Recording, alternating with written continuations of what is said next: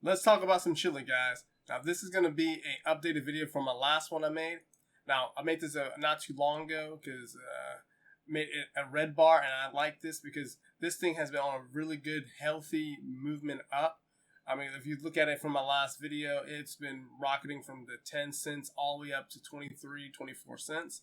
Now we are currently on this red bar. So what I do like about this is that it is allowing people to get in at a cheaper price for it to head up to a high. Actually, I think it's going to hit the 28, 30 cent zone once again. This zone up here. Now, I might make a wick or might not, but my plan is still the same. When it comes down, I will enter in twice, have one with the target profit. Once it hits my target profit, then I'll lock in that trade, allowing it to run. But for this pullback that is making now, if it closes red on the week with a couple more days, and then it might make another red bar. If it does that, we can see that it might jump up pretty high to bounce into the zone to close out on a positive trade. We got to prepare for that and watch it on a day-to-day basis. Or what I would like to do is just do price alerts for all these. So for me, I would just do another price alert at like 25 cents. So once it hits 25 cents again, I'm like, okay, I check my phone. I'm like, oh, wow.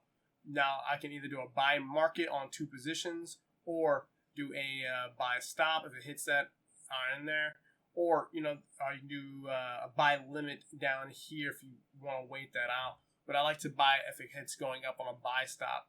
Just personal preference. But for hodling cash positions, this possibly be a cheaper price to get into. I think this is going to hit this zone once again, so we can hit the target profit back like let's say 30 cents. If it hits that high, then we can recalculate, see where it's going to go. But for me, even if it doesn't hit 30 cents, I do like to lock in my trade if it moves halfway there. So if it does come back on me, I'll just walk away with some profit. It happens. It doesn't always hit the target profit. It's just how it is.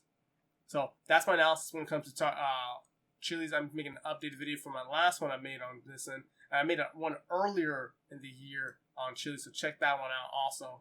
But let's get into some other information. It's ranked number 39 on the list. And this cryptocurrency is a little bit different than the other ones, especially in the top 100. But I'm going to get into that a little in a second.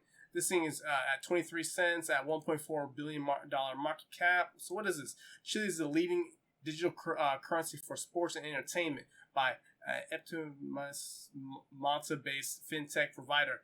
It operates on blockchain-based sports entertainment platform. So that's what I like about it. It is a big thing about sports entertainment. So some use to it versus other cryptos that have some use to it, if it makes sense. But other details, guys, go to chiliz.com if you want to learn more about the cryptocurrency. Also, go to their Twitter page. They got a lot of followers, 452,000 followers. But besides that, follow me on Twitter, Andre J. McClendon. Basically, as that on all social media platforms. If you want to hit me up on there. If not, go to my website. Hit me up there. And you guys can book a meeting going on here. Or you guys can, check out the charts, the economy, Metro 4, Metro 5, stuff like that. Learn more about trading, adding some new things to the website. That's got to program it out. But besides that, guys, please like, share, and subscribe, and I'll see you guys in the next video.